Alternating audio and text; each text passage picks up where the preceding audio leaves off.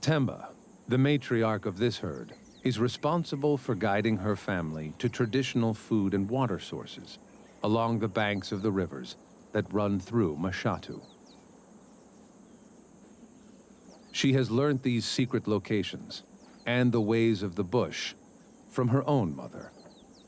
It is too hot to do anything other than let her herd slowly meander along towards the river.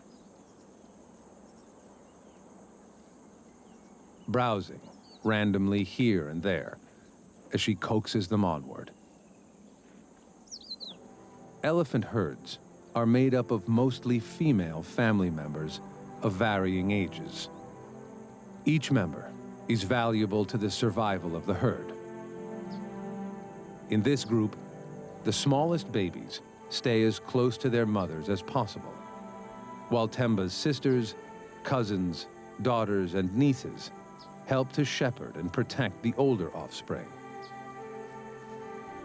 The term allo mother is given to female elephants who do not have calves of their own.